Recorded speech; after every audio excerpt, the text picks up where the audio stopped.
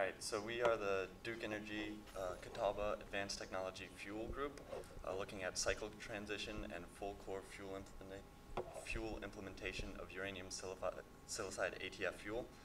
We are sponsored by Duke Energy. I'm Richard Scarron. I'm Thomas Polk. I'm Lance Bulwell. I'm Louis Rigsby. So we're going by the names on the thing. Sadly. I'm Wolf. All right, so the design proposal or design goal of our project was to model a transition and full equilibrium core cycles for the Duke Energy Catawba nuclear power station using Westinghouse uranium silicide fuel to increase the reactor cycle length from an 18-month cycle to a 24-month cycle. And that increase in cycle length would, over time, decrease the number of outages and the total cost of outages, reducing fuel costs. So, brief mentioning for the Catawba nuclear station, there are two Westinghouse 4-loop PWRs, generating a total of 2,290 megawatts electric. They currently use RFA2 uranium oxide fuel, and it achieves 18-month cycles. And on average, an outage for this plant costs roughly $60 million US. So a little bit about uranium silicide. The reason we are switching to it to extend cycle length is that it has a 17% higher uranium density than uranium oxide at approximately 11.3 grams per cubic centimeter, depending on comparing experimental density to theoretical density. So we can pack in more uranium for the same amount of fuel. A couple other things for the advanced technology side and some thermal behavior. Uranium silicide has a much higher thermal conductivity when compared to uranium oxide fuels. As you can see on the board, it's roughly 4 times as large over the range of, and those numbers are over the operating fuel temperature ranges for a reactor. And that means that heat can be transferred quicker to the fuel, which is good, which is very beneficial in accident scenarios.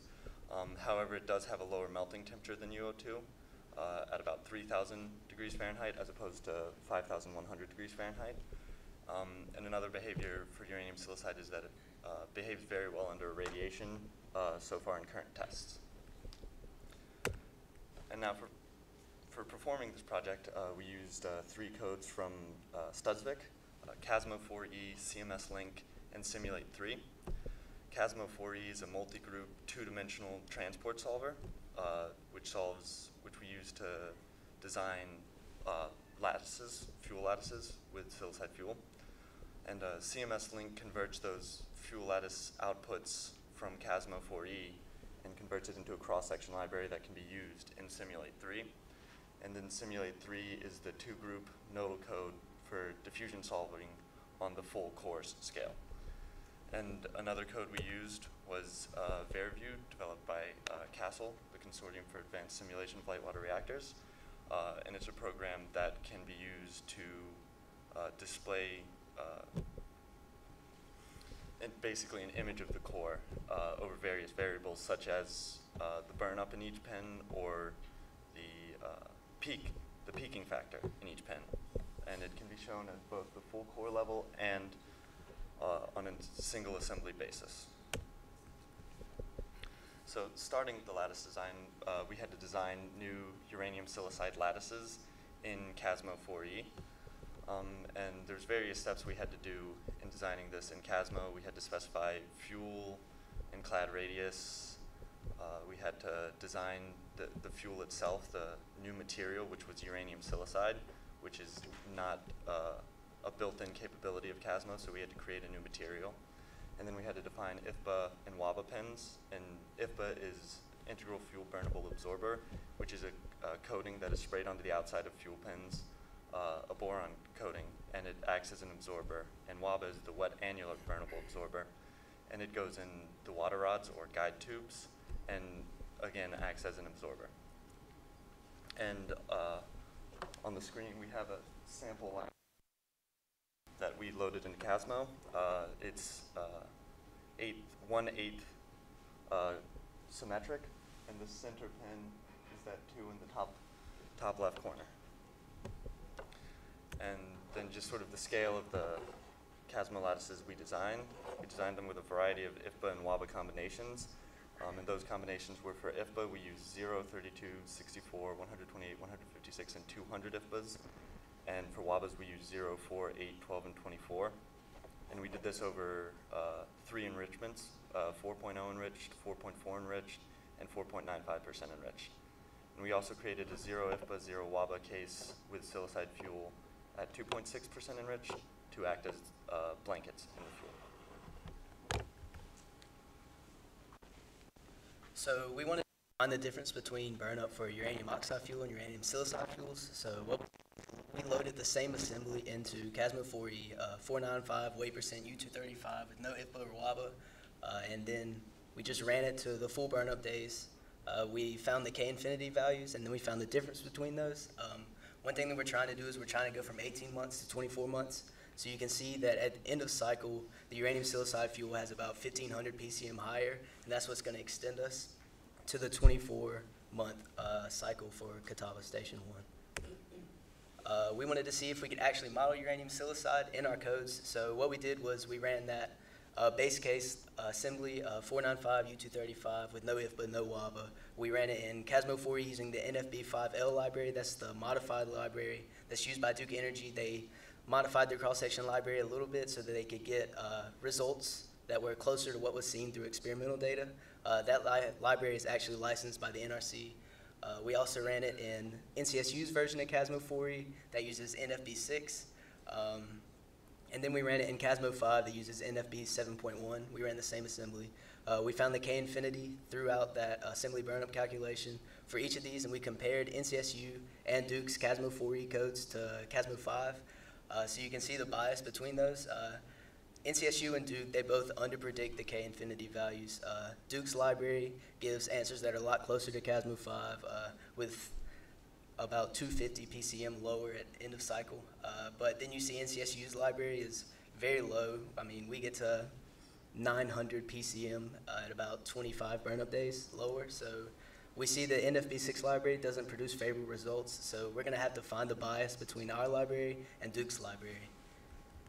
So that's what we did here. It's the same assembly, U-230, 495 enriched U-235, no IFBA, no WABA. The same thing, we compared NCSU's Catawba 4E uses NFB6 to Catawba 4E from Duke that uses the NFB5L library. And you can see here that we're getting a difference of about 650 PCM at 25 megawatt days per kilogram. And that's going to translate to the core level and simulate. So we have to find also the bias in our simulate values. So we did that with simulate. What we did was we created all of those Catawba inputs. We send that to Duke. Duke ran our Catawba inputs in their version of Catawba using the NFB5L library. They then used CMS Link to create a large library. From that, they ran a sample cycle 25 loading pattern, and they got end of cycle boron concentrations, and they also got pin peaking values. They sent us that library that was created in CMS Link, and we ran the exact same loading pattern in our version of Simulate 3. We found that there was no significant difference in peaking, but our end of cycle boron concentration is 66 ppm lower, and we saw that at the assembly level, and now we see it also here at the core level. So we're going to aim to design to 66 ppm lower than what Duke was getting in our cycle loading patterns. Now moving on to our full core simulate model, these are the design constraints that we had to meet. First off, we had to reach 680 effective full power days with a 25 EFPD down to coast down up to 705 EFPD. We also had a burn-up limit of 62 gigawatt days per metric ton uranium. And then moving on to our MTC constraints, we had 2 at beginning of cycle, and that is evaluated at the peak boron concentration, both at hot zero power and hot full power. Then we also had another MTC limit at end of cycle, which was evaluated at 300 ppm boron. The maximum amount of IFBA that we used was 200 pens. The max enrichment was 495. And then down to our peaking factors, we could not go above 2.0 for our FQ, and then our F delta H limit had to remain below 1.49. Now moving on to our approach. We started out with cycle 24, which was given to us by Duke, and we ran that, and then we based our assemblies that we were going to carry over into our cycle 25 based on the exposures. Now then we removed the WABAs from those assemblies and shuffled and rotated these fuel bundles around the core while placing the highest exposure assemblies on the periphery.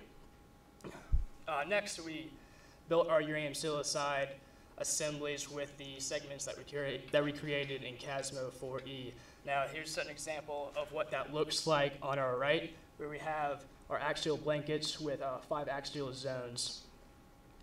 And then there's one more thing we had to do in Simulate 3 is because uranium silicide has a higher thermal conductivity, uranium silicide operates at a lower fuel temperature.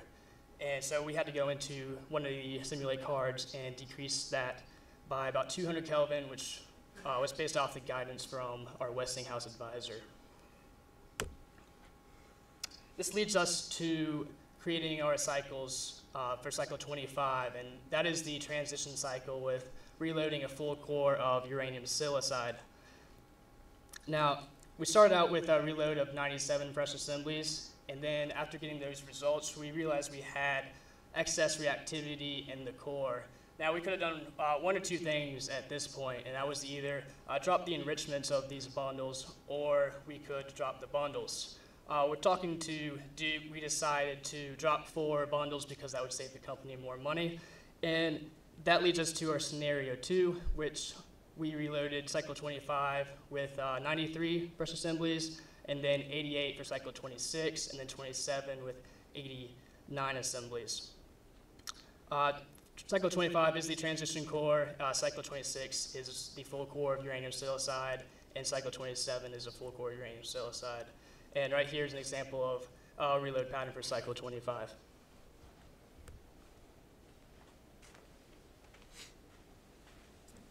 So like Thomas said, cycle 25 was our transition cycle, which means it has half a core of uranium oxide and half a core of uranium silicide. The 2 exposure maps seen above for both scenario 1, which is a 97 reload fresh assembly cycle, and for scenario 2, the 93 reload. The dark blue corresponds to 0 exposure, so that's the fresh uranium silicide. The green is medium exposure, so that's the once burnt uranium oxide that was carried over from cycle 24. And the yellow-orange on the periphery, that is the twice burnt uranium oxide fuel from 24. And it was placed on the periphery of the core to reduce leakage, and it gives us the best results over time. Another thing to point out, we've listed both the enrichments and burnable poisons we're loading into this core. That's just for the fresh uranium silicide fuel. As the cycles continue, you'll notice that the enrichments start to get lower. The burnable poisons will about remain the same. The burnable poisons were used to flatten the power across the core, and those generally stay the same when you're reloading the cycles. The enrichments will start to go down, and that's due to the removal of the uranium oxide fuel and the addition of the silicide fuel, which gives more energy into these cores. So here's the results, the design constraint results for the cycle. All results were met. The most limiting for the transition cycle is the burnup. For the scenario 1 with the 97 reload assemblies, we were right below that burnup margin, so we barely hit that, but that is due to decreasing the effective full power days. So we weren't able to hit the coast down and shut down targets. But that's something that Duke will have to consider when doing a transition cycle with uranium oxide and silicide. Is the burnup margin is going to be the most restricting margin. So moving on to cycle 26. Again, the blue corresponds to the lowest enriched, that's the fresh fuel. The patterns are fairly similar. You can see with the yellowish patterns, those are where we've placed the remaining uranium oxide. So for scenario 1, with 92 fresh assemblies, it still has it'll have 1 location in a quarter core map, so 4 assemblies. There'll be 4 uranium oxides still left in scenario 1, and scenario 2 there is 12 uranium oxide assemblies still left in that core. But as I pointed out before, the enrichments we're starting to using more 4.0 enriched in scenario 1, and we're using less of 4.9 enriched. Scenario 2 still hasn't gotten down to 4.0 yet. That's still due to the 12 assemblies that are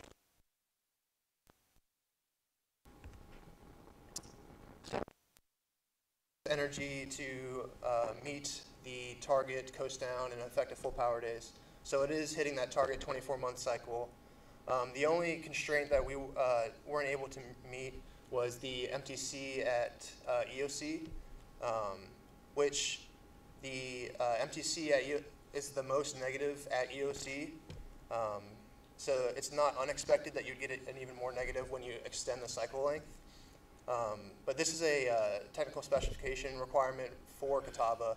So if they are going to switch to a 24-month cycle, they would have to reevaluate this limit. And hopefully they could either meet the current limit or reevaluate it to lower it to allow this cycle to work. Cycle 27, this is the last cycle we designed. It is the first cycle with side fuel. There's no, as you can see, for scenario 1, we're primarily using 4.4 enriched and increase the 4.0. So enrichments are going, like I said, the thermal poisons are about staying the same. Cycle 27 has similar to cycle 26. Again, we were able to meet the target effective full power days, so this is running for 24-month cycles. But again, the MTC at EOC, it's slightly above the target constraint. So here's an overall design results summary. Just to reiterate, when switching to a 24-month cycle, Catawba is going to they'll have a few challenges, and one being the cycle transition target date. The burn-up is going to be the most constriction the highest constriction when you're trying to transition from uranium oxide to silicide. But once you've transitioned, you'll have plenty of energy to meet cycle requirements. The only thing that'll need to be reevaluated is the MTC at EOC.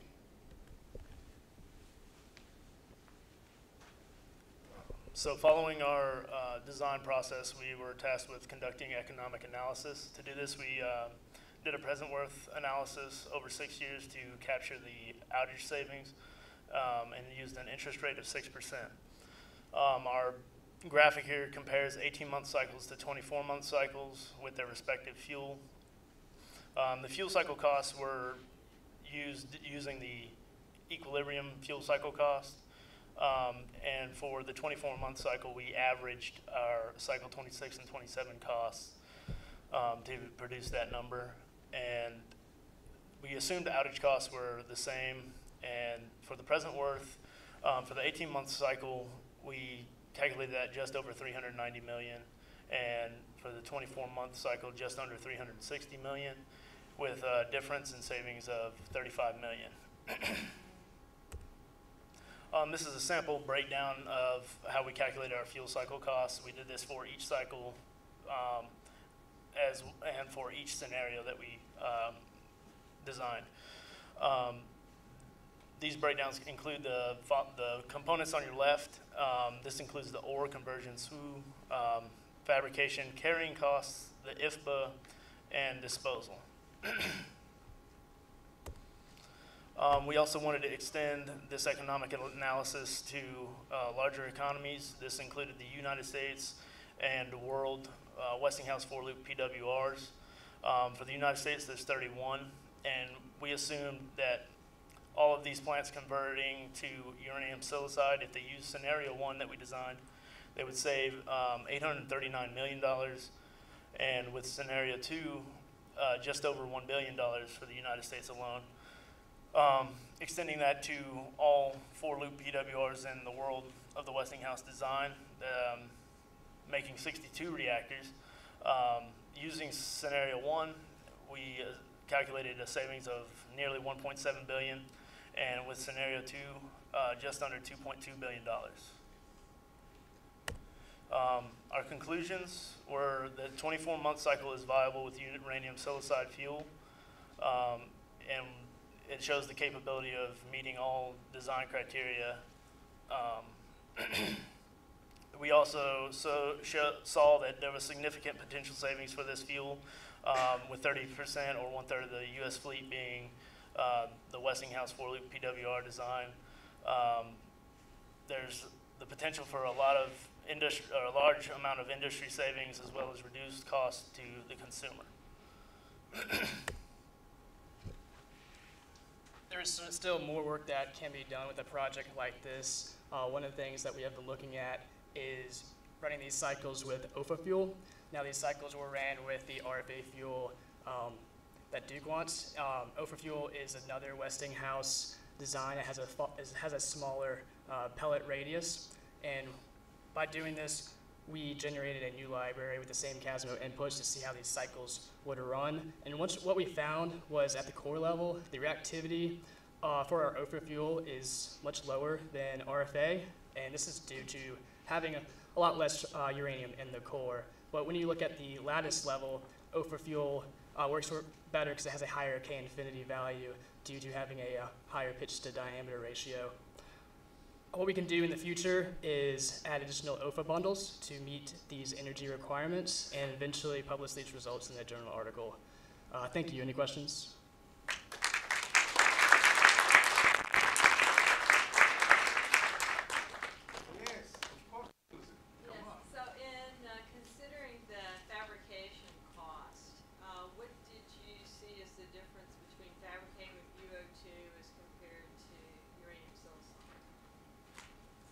So for fabrication cost, we assumed, I believe it was a 25% increase compared to uranium oxide. And this was given to us by our industry advisors and was given as a conservative estimate for the increase in fabrication costs due to new methodologies for uranium silicide. Yes. Did you have any design constraints on where you could place the wobber rods? The only design constraints for the wobble rods was that they could not be under control rod banks. You had said it had good irradiation behavior. Could you be more specific or more quantitative in terms of what the irradiation parameters of the material would be for your uranium silicide? We did not have the exact data for the irradiation behavior of uranium silicide, but the results that we got from, I believe, INL studies were that it had approximately the same irradiation behavior over a cycle length as is seen in uranium oxide assemblies. So we assumed it would be a similar behavior. But I think those tests were conducted in air, not in water. So I mean, I think that has to be taken into consideration. So just to get the background. So I noticed that y'all did not assess shutdown margin, and I know that shutdown margin is one of the challenges for the 4-loop cores with extended cycle lengths. So why did y'all not assess shutdown margin? That was beyond the scope of our project. Duke didn't provide it. Yeah. The ESCN more limited, which had been very, and that goes towards the shutdown part, not the other way it goes to. You stayed with Zerg cladding, Yes, we did not change the cladding. so they didn't want to look at anything else. The focus of this project was just switching to uranium silicide fuel and not focusing on any advanced cladding.